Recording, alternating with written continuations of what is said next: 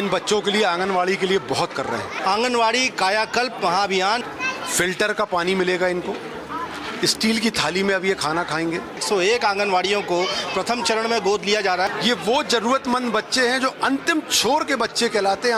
अंतिम छोर हम कहते हैं। इससे जो एक समाज और आंगनवाड़ी के बीच की दूरी है वो कम होगी। आंगनवाड़ी ये शब्द का ख्याल आते ही कुछ नौनिहालों की तस्वीर याद आती है, कुछ जर्जर भवनों की याद आती है और ख्याल आता है सुविधाहीनता का। लेकिन ये तस्वीर बदलने जा रही है। जबलपुर के महापौर लेकर आए हैं आंगनवाड़ी कायाकल्प महाअभियान, जिसके तहत जबलपुर शहर की 101 आंगनवाड़ियों को प्रथम चरण में गोद लिया जा रहा है। खुद महापौर स्वयं ही 11 आंगनवाड़ियों को गोद ले रहे हैं। और ये मॉडल क्या है, क्योंकि इसका जिक्र कभी हमने सुना नहीं कि कहीं देश में इसे अडॉप्ट किया गया हो, क्योंकि चिंता ज़रूर की जाती है कि आंगनवाड़ियों का हाल कैसे बदलेगा। लेकिन आपका मॉडल क्या है?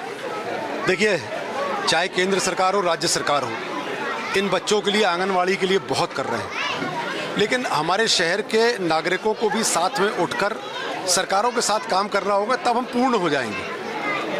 पहले की अपेक्षा अब तो बहुत अच्छा काम हो रहा है, लेकिन अभी भी गुंजाइश होती।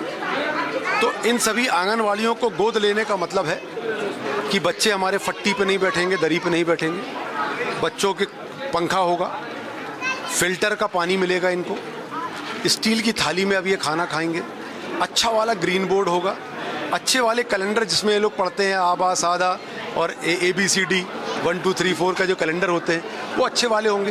कार्यकर्ता सहायिकाओं के लिए भी कुछ ना कुछ पारितोषिक होगा, उनके वस्त्र हो सकते हैं और भी चीज़ें हो सकती हैं। इसके अलावा कूलर गर्मी के समय में, एक अलमारी होती है।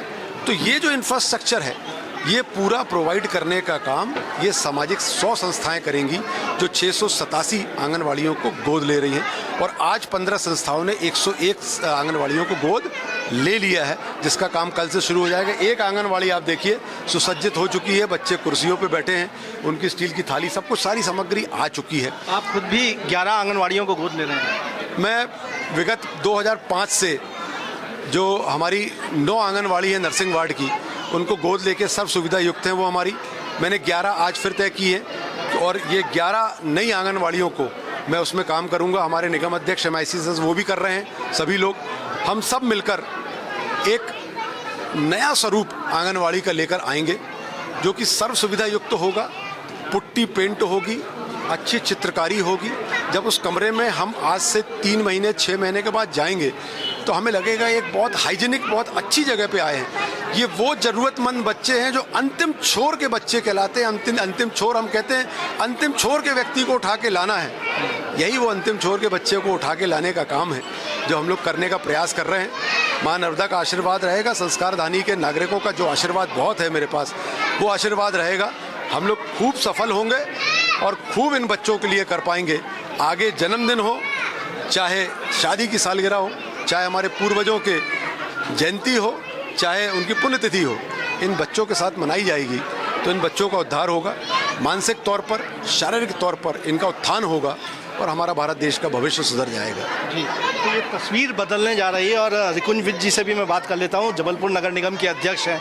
आप ये मानेंगे कि ये इस तरह की पहल कहीं दिखी नहीं है जो जबलपुर से की जा रही है? निश्चित रूप से ऐसी पहल कहीं देखने को नहीं मिली है। मैं माननीय महापौर जी को बहुत उनका वंदन अभिनंदन करूंगा, जो उन्होंने स्वयं एवं 100 स्वयंसेवी संस्थाओं के साथ मिलकर ये ऐसा आयोजन किया है कि संस्कारधानी जबलपुर के 79 वार्डों की 687 आंगनवाड़ियों में प्रत्येक आंगनवाड़ी में सर्व सुविधा वस्तुओं का देना और प्रति माह कुपोषित बच्चों को जो अनाज उनको देना, उसका देने का काम लगातार करना, ये करना निश्चित रूप से बहुत हिम्मत वाला काम है।